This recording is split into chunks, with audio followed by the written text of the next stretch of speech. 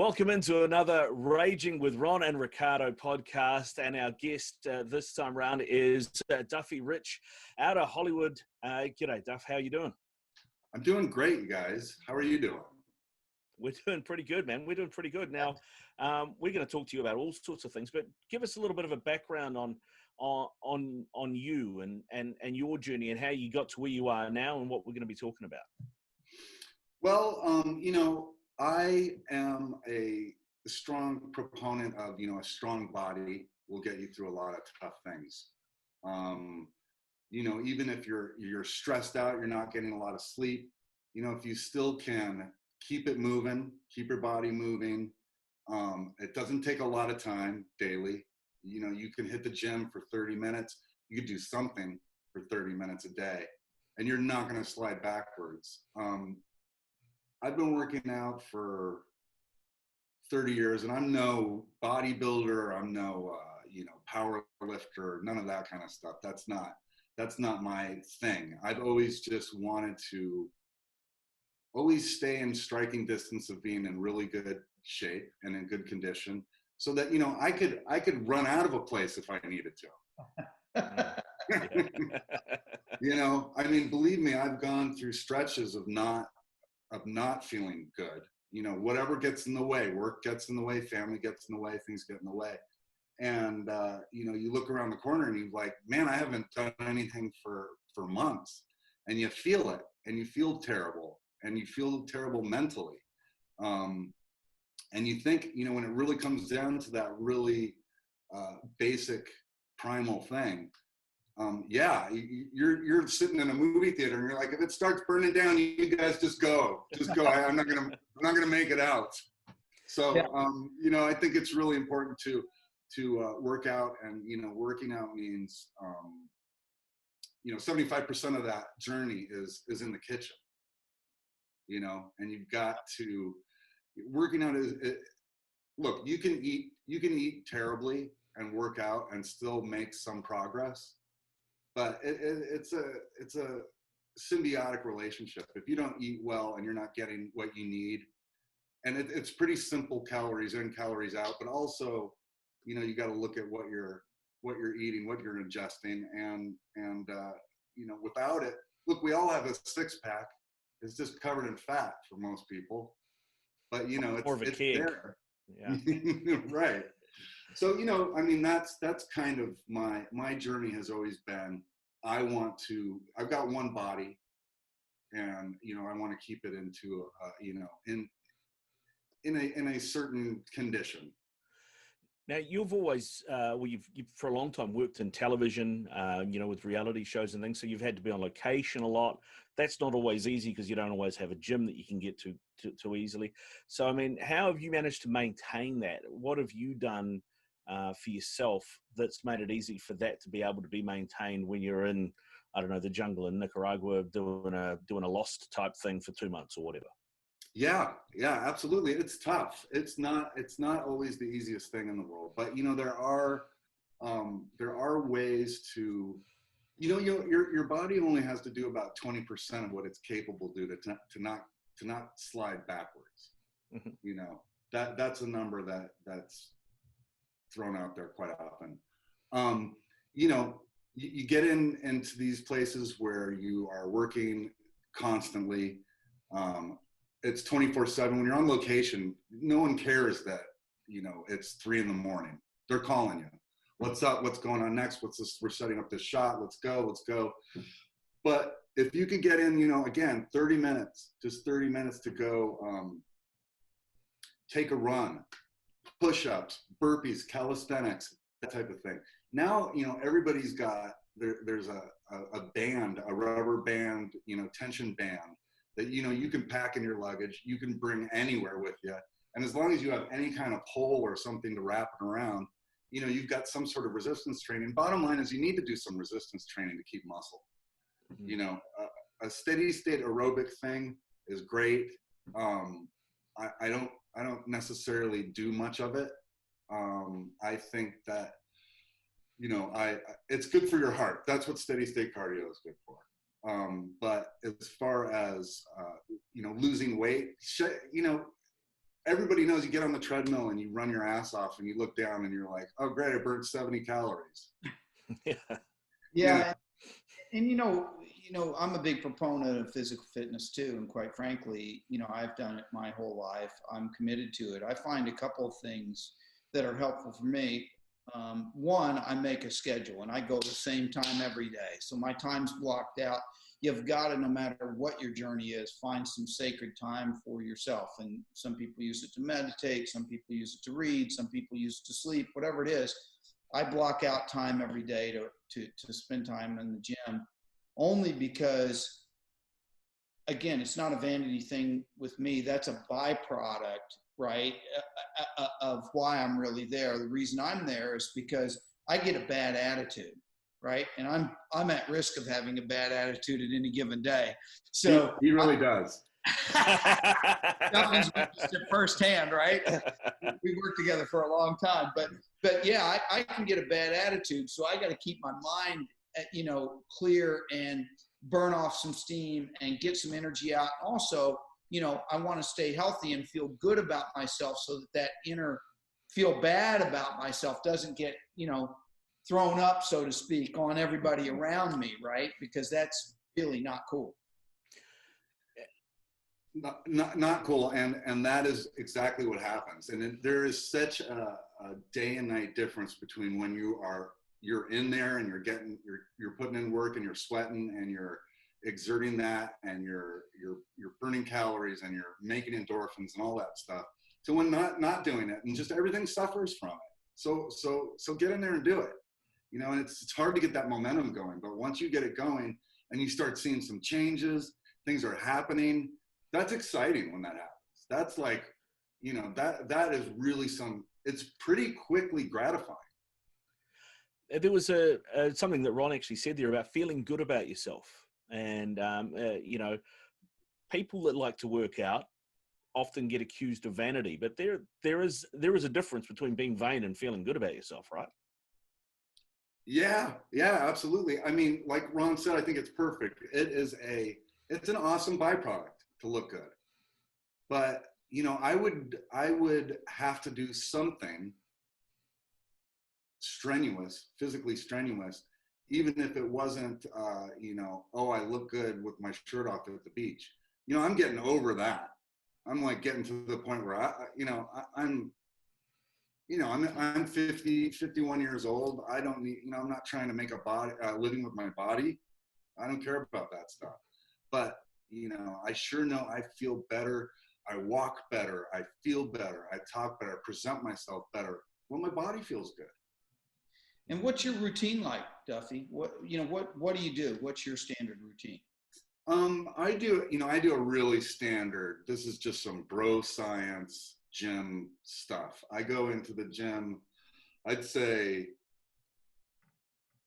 I really go in probably 5 days a week, but, I try to go 3 on, 1 off sort of type thing.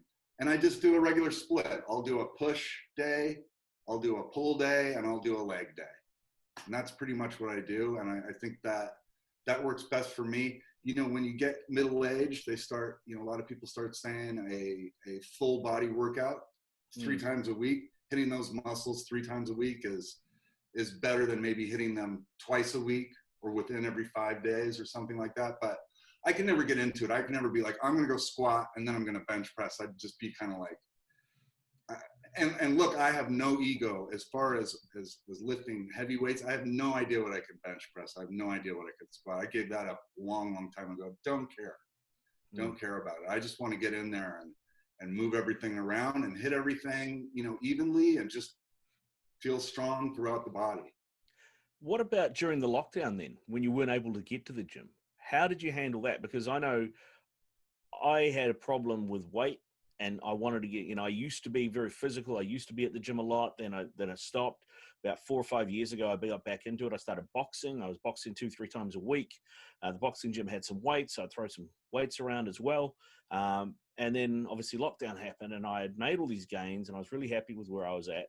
And the first week and a half of lockdown, I regimented myself to do this.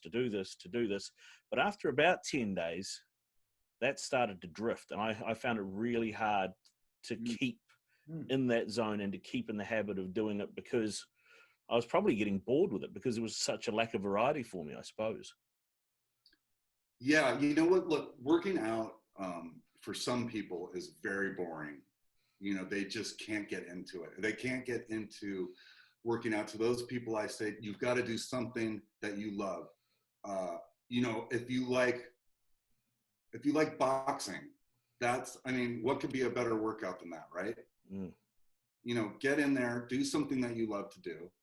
I mean, Riccardo, if that's what you love, you know, I do think that resistance training makes your boxing better, but you know, you're still moving your body, you're still moving around. Look, during this lockdown, we all can't go to the gym. You know, that's just a simple place to go to get it done. But you know, and look, I can't wait to get back in.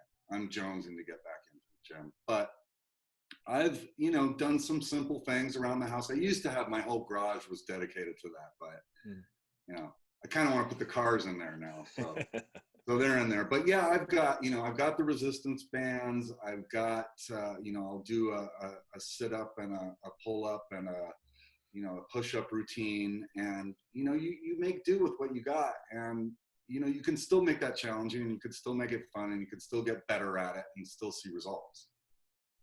Yeah, and you're also a proponent of some therapies too. So talk a little bit about that. I am. You know, I'm a proponent of some supplementation, and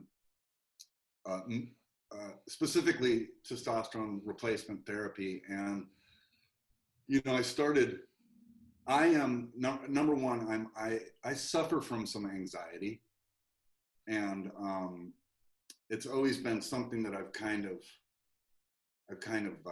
it's always been there. It's been something that's followed me. And that kind of goes hand in hand with some poor sleeping habits. That's really when it hits me. It's that, you know, I feel tired, lay down, bing, mind starts spinning. And, you know, that I've also noticed is much worse when I'm not working out, not tiring the body out, and not, you know, getting getting those reps in. But I had some of the really basic, average things going on to a middle-aged guy. And it was, you know, some anxiety, you know, starting to not want to hit the gym like I used to. Some libido issues. Just basic things, you know, the difference between that 25-year-old you and that 50-year-old you. And I looked around and, you know, I heard about things like I think, you know, like Rogan would talk about it. He's a big proponent. But I heard quite a few people and I started to look into it. And I really studied this stuff because I didn't want to ingest anything into my body that I wasn't 100% sure about. I mean, we all grew up in that era where, you know, you would hear about steroids in the gym and you guys were doing some of that stuff, but I never really looked into it. I never really, and guys in sports and stuff, I didn't hear about it. You know, I mean, I graduated in '87 from high school, so you know, that's a while ago. But you know, a big part of what testosterone replacement is to look at your blood work and make sure that your testosterone is truly low. And I went in and, you know, testosterone ranges, you know, in my age from around 400 to 700, you know, nanoliters per decimeter. I think I screwed that up, but mine was on the low side of that normal. Well, I don't want to be on the low side of normal. Not interested. It doesn't sound exciting to me. No. So, you know, I talked to my guy and they said, you know, okay, here's your symptoms. You know, and I had this. And you got a guy. And I got a guy. He's got a guy. I got a guy. No, he's a doctor. He's an endocrinologist. That's good. Yeah. I thought maybe he wasn't for a minute there. Well, you know, the thing is, the truth of the matter is, there's a ton of, you know, TRT therapy groups that are online. You know, if you go type it into Google, and you'll have 30 places. And there's some really good ones. You know, there's a lot of mom and pop shops on the West Coast that specialize in it. There's a lot, and you have to educate yourself, because since I've started doing this, they've changed the protocol completely, and they do things that just 3-4 years ago they said this is the way it goes, this is what you need to do. Now they're saying, oh, that's terrible. So great. Wow. Yeah. Just what you want to hear. Yeah. Right. So, I mean, look, this isn't for everybody. You really need to know what you're doing. You need to, educate yourself and I look at it this way. I'm willing to try something. This is not a panacea. You don't take this stuff and feel like you are, walking on air. But I noticed that about 3 weeks into the protocol, I started to feel quite a bit different. I used to feel like I used to. I would just start kind of noticing things, and I was like, let me get into the gym, let me hit it. Let me go get my wife and let me hit it. Right. There was just a sort of a new vigor, a new sort of lease on life that was pretty remarkable. Did you find that was ongoing? Like, it wasn't something, something that happened, and, sometimes you try something like, for example, somebody that hasn't had coffee before, and you give them a decent cup of coffee, and they're like, wow. But if they drink coffee for 3 weeks, then it's like, nah. I didn't personally. Look, everybody's different, and everybody has a different story. And, you can go into a lot of forums where a lot of responsible people are practicing this protocol, and you hear everything. But how it's supposed to work and how it works for the majority of people is that I inject myself 3 times a week with an insulin-sized needle intermuscularly. I don't some people do it sub-Q into their fat, but I do it into the muscle, into the delt. And, it's about 175 milligrams of testosterone a week.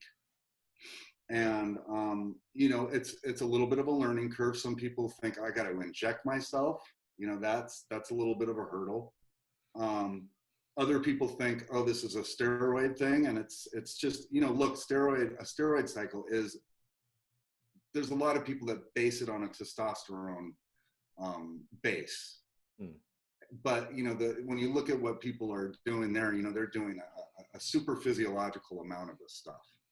This is supposed to just put you back into that range on the high level of normal. That's, if you're doing it responsibly, that's kind of where you live. And you'll notice, look, we all tend to be like more is better. That tends to be something that we say, well, this feels pretty good. Let's try, what would double be? More of it. Fill up the syringe. And I've been guilty of that. And, the truth of the matter is that more isn't better in this case.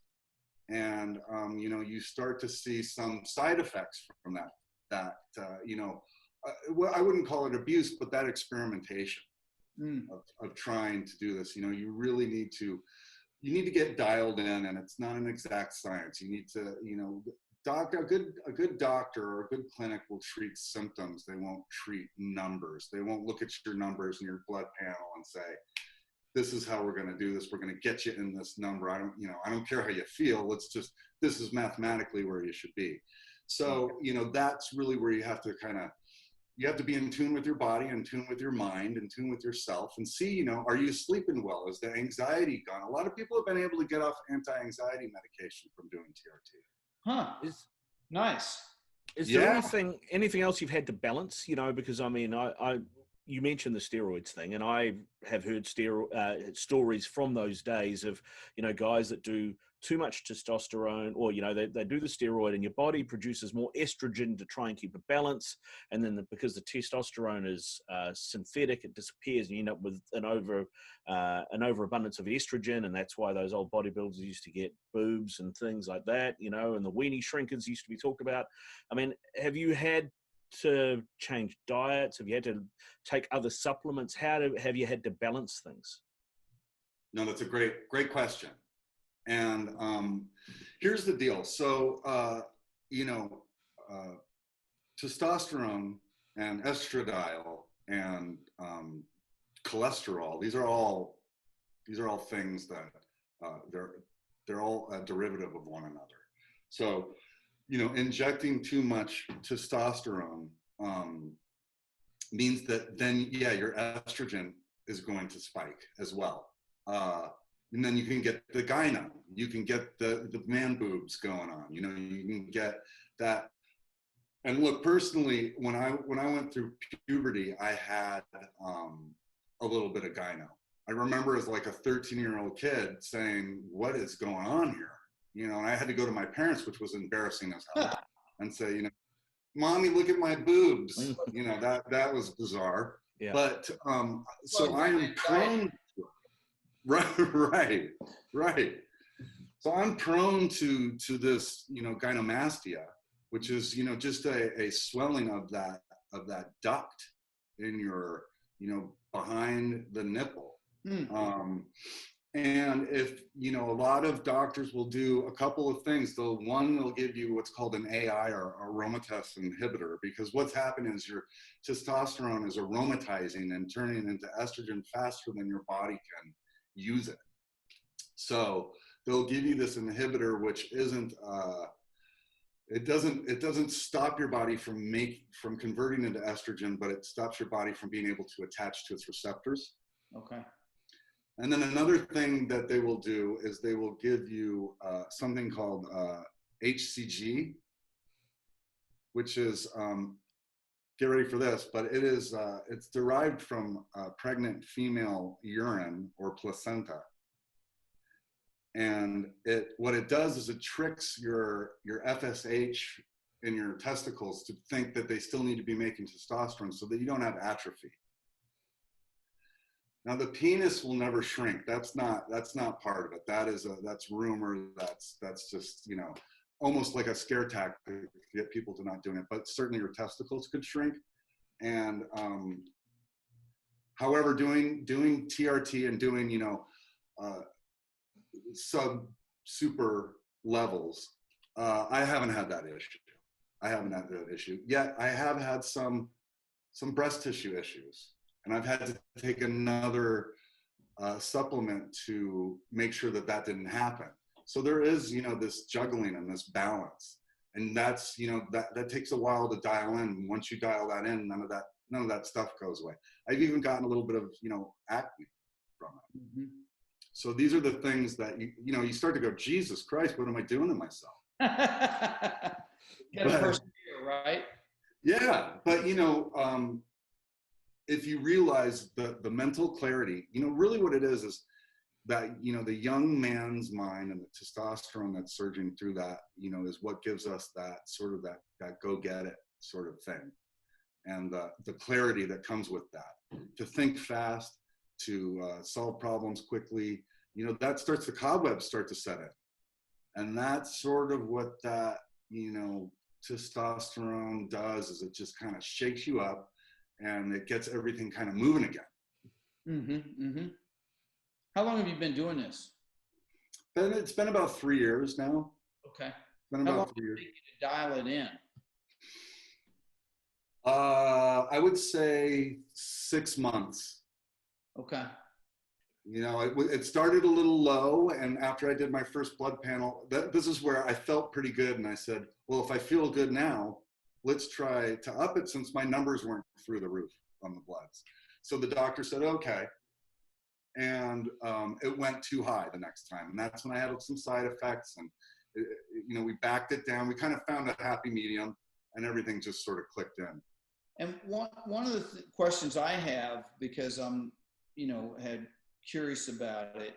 So if you take this therapy for a period of time, let's say as long as you have, and you stop cold turkey tomorrow, does your body, it's rumored, or I understood, that your body would actually stop making its own testosterone at the same rate it was, so that you suffer even more robustly for lack of testosterone after you come off the therapy. Is that true?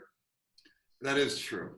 That is true. And that is something that you have to take very seriously, because it's not that it's not irreversible, but it's not something you want to stop cold turkey. Okay. And for me personally, I've made the commitment to do this for life. Got it. And you have to kind of think of it like that, right? Because I thought about doing it at one time, and this is, I mean, if anything about me, I'm not a liar. So my doctor was like, I'm not giving you testosterone. It's the last thing you need. You may go postal, right? No, I'm not kidding. So I was like out there, doing research and stuff. I'm like, I got to replace this guy, right? Because he's not doing what I told him to do, which is exactly why he didn't want to give me the testosterone, because I'm ready to, cut him out and move on. I never really got into it, but I'm certainly curious about it because, I'm quite a bit younger than you, Duffy, but I'm in that neighborhood where I'm catching up. So, I need to make sure that I start to think about my future and whether or not I do it. Yeah. When you're 35, Ron, you got a lot of time to think about it. Yeah. Right. In the next 5 to 10, 15 years, I need to start to consider it. Yeah. Yeah. Look, that's not for everyone. I realize that. And, look, Ron, I know you well. I know you're an alpha type. You are. And, you're a guy that's got a lot of energy. And, you might not need this. You might still be able to go into the gym and kill it. And you might still, this is the other thing, like I said, libido wise, when you start going, I can kind of do with or without this. I personally didn't like feeling like that, but I'm not saying that that's how you feel. You might still be all into it. And I think that what ends up happening is kind of that, at least my attitude, and I think it's representative of a lot of people that are probably watching, is like you kind of described before. I want more, right? I'm always striving for more. I want more. So if I feel okay now, if I do the therapy, will I, feel better? And, then I'm at high risk, paying attention, because I'm like you described. Okay, I feel good now, so I'm taking it up 3 notches, and 4 notches, and all of a sudden, but the thing that always kind of scared me a little bit about it is because I wasn't committed and I didn't go there because I was a little nervous about the fact that it felt like I needed to be committed long term to really see the benefit and not see the so-called backsliding if I came off of it, right? Yeah, I mean, you don't want to be taking, hormones and just stop taking them and crash. That's not a good feeling. It's not good. And, there are post-cycle ways, again, to come off of it smoothly. But, again, if you're like me and you said, I think this is a better quality of life. I think for me, this is, it makes me more comfortable. I am going to commit to this. Right. I'm going to do this until, the wheels come off. Right. And for me, it works. Look, it's a new thing. It's relatively new. I mean, taking testosterone isn't new, but, doing it in a clinical, having a protocol with a provider who, you don't know is this, quackery? What's going on here? Is this snake oil? All I can tell you is that I felt that I've read enough, I've talked to enough people, to enough doctors to feel comfortable with it and to realize that, I want to take the very minimum of anything I need to get the most out of it that I can. And to take as many supplements as possible to get the maximum benefit from it. That's how I think I'll have longevity in this. And that's how I think, I will prolong my quality of life, well into, I don't want to be, look, my dad's 88 and he's a tank. So hopefully I've got some of those genes. God bless. Yeah, it's amazing. I mean, I don't know, but you know, I certainly don't want to be one of those people that's 70 and they're like in a wheelchair. Yeah. You're not going to be that though, regardless, because you're active and you have the mental attitude that won't permit that. But be that as it may, I'm with you, you know. And as we all start to mature, it's certainly a consideration. I remember going back about 30 years. A friend of mine, his father, was a drinker and a smoker. Didn't eat particularly well. Was overweight, and was stubborn as an ox. And I remember talking to him because he had been to the doctor because they were worried about him.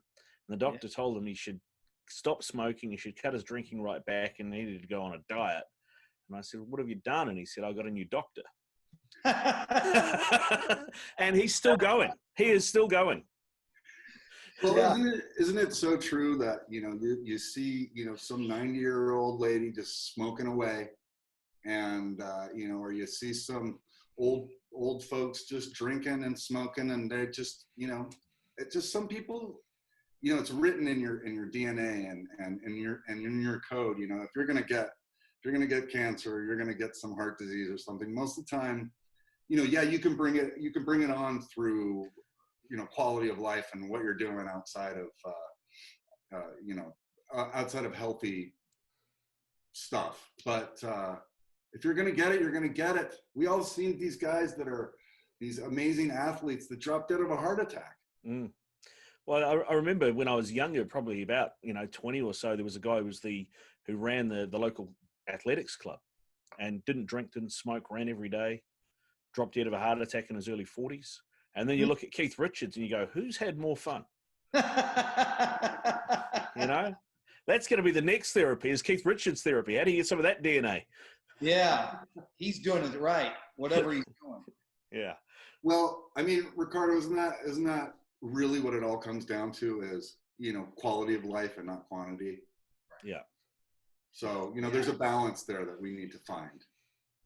And I think, you know, at least for me, because we all speak from our own experiences because we know it the best. You know, my biggest challenge is diet. You know, I grew up on fried foods. I grew up on a poor, high saturated fat, high carb, you know, diet, and breaking that cycle, especially geographically, depending on where you're at. If you're in the South, it's in the South of the United States anyway, that's virtually impossible to stay away from fried foods. You know, Los Angeles, New York, some of the bigger metropolitan areas have a little bit more of an opportunity. But yeah, if you order a salad in the deep South, you know, they're like offended. So it comes out deep fried salad. Yeah, exactly. You know, so that's always kind of been my challenge, is to figure out how to monitor that. And by the way, there's a reason it's so popular, because it tastes really, really good. Really good. So I struggle with that. That's my biggest demon, because I don't drink, don't smoke, don't do drugs. But boy, I can eat some bad food quick, and a lot of it. Yeah. What about you, Duffy? I mean, from a nutritional point of view, how have you tweaked that? I mean, whether it's got anything to do with the testosterone or not, or just in terms of for your lifestyle and to be able to stay as fit and active as you want to be. Yeah, I you know, I've never struggled with it. So it's easy for me to say. I just don't have that, you know, that problem. It's not my vice.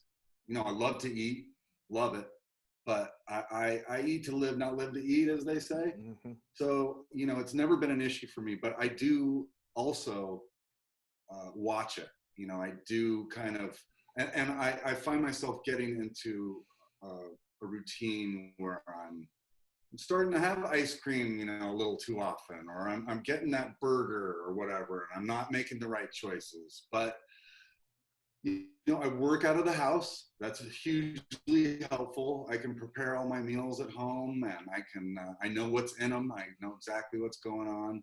And you know, look, I love junk food. I am huge on sweets. I could eat a whole cake or a pie or any of that stuff. But, you know, I can also not buy it and make sure it's not just sitting in front of me. And I think that's a big deal. You know, if you're an alcoholic, don't have a bunch of booze laying around. Yeah. Yeah. That's some good advice right there. Duffy, take that one to AA. Yeah. Riccardo, you better. So I just, I try to, it's a pretty simple calories in, calories out deal. And, you've got to, if you want to, be in a bit of a calorie deficit, you've got to just, some basic math, you can figure that out. But I've never been crazy about it. I don't think you have to be. I think you just have to be sensible. Mm-hmm. And you have to kind of realize basically what's in food and what is highly caloric. And, that's, that'll get you there. I think that'll get you through most of it without having to really, really like count your macros and know exactly what's going in here and weigh your food out. Oh man, it's not realistic. Not for most people. Some people could. You're a wrestler or a bodybuilder or something, you got to do that. All right, but not for the average Joe. I think it's just too much. Fair enough. Yeah. And what about business-wise, mate? I mean, you've got the mind is obviously sharp. The body's looking good. You're in lockdown, though. How much work have you been able to do at the moment, given that you're in TV? I've actually been able to, they have pushed production back. It looks like things are opening up end of July. We're going to start shooting. But luckily in my business, I'm allowed to, kind of keep rolling. And it's been great because I do a lot of casting. I find a lot of the reality TV players, a lot of the people that are cast for reality TV, and they're a captive audience right now. So, usually when I'm trying to chase these people down, it's tough. But right now, people are really willing to pick up a call. Yeah. Hello. Yeah. Oh, hey. I'm here. What are we doing? Yeah, work. Work, money. Okay, I'm available. Okay. And what are you working on at the moment? Can you tell us what you're working on at the moment? I'm working on a show called Below Deck. It's on Bravo. It's a little peek into the yachting world. We're in our 14th season. So, that's nice. And it's really interesting. It's a really interesting show. If reality TV isn't your bag, I totally understand. But, this is a pretty smart show. The guy that created it knew that he had a captive audience on a boat, and these people are working, they're real yachties. And, there's a crew of about 12 people, and they take these ultra rich people around and run the boat. And they run into all kinds of hijinks. A good friend of mine, his brother used to be a chef on one of those boats. And, they did all of that sort of stuff. And his dad is a character, I think is probably the polite way to put it. And his pride and joy is he's got a photo on his Facebook profile of him wearing these boxer shorts. And they were Eddie Murphy's boxer shorts that my friend's brother brought back from him from one of they'd taken Eddie Murphy and his family out and he left his boxers behind. So they've got these pictures of their dad wearing Eddie Murphy's boxer shorts and he thinks he's the king. The stories are wild because these people are, this boat that we take out is, we've got a different boat every season, but, they're in that 55-meter range. These are big boats. They cost about $100,000 for 4 days. That's usually what they're running. And then the tip is going to be another 25% on top of that. So you're talking about, 4 days, 175 to 200 grand, basically to float around in a hotel and eat. So, these people got money to burn and throw away. Yeah, so they're also going to ask for crazy stuff. There's crazy requests. They want it all and they want it now. And, they don't take no for an answer. And it's pretty wild what these people ask for. Well, one of the things in the rock and roll world that Ron will tell you about is the backstage riders that bands ask for. And one of the legendary stories is that Van Halen used to ask for a bowl of M&Ms with the brown ones taken out, right? So what's the craziest request you've kind of come across while doing the show? Oh, my gosh. There were so many. A couple of quick ones that were pretty funny. This one guy had to have McDonald's on his birthday, every birthday. Well, this birthday, he's on the boat in the middle of the Mediterranean. So they had to load up, they went and got it, had to load up a helicopter and fly it out to him. That's just a dumb one. Another guy, a Russian guy, wanted a bottle of whiskey, and they found it. They were in Thailand, and they found it in Norway. Oh. and it was 5K. And Captain was like, how bad do you want this bottle of whiskey? He said, do what you need to do. And he got a private jet, flew the pilot out there, picked it up, flew it back, got him the bottle of whiskey. It was 30K for that bottle of whiskey. And the guy was like, he couldn't be happier. He's just drinking him back. It's like, that was worth every penny. And I'm like, that's another level. That's a whole nother level. That's Ron Spaulding level. That's what that is. That's Spaulding level. Yeah. We'll be filming on my yacht next season. Looking forward to that. Hey, good stuff, Duffy, man. Thanks for giving us some time. Absolutely. Thank you for having me, you guys. It was really fun. Duffy, great to see you again. Thank you for coming on and sharing with us, man. You got it anytime. Next time you see us, we'll both be jacked. All right, guys. Stay safe. Yeah, you too, man. Cheers, right. Duff. Bye. Thank you.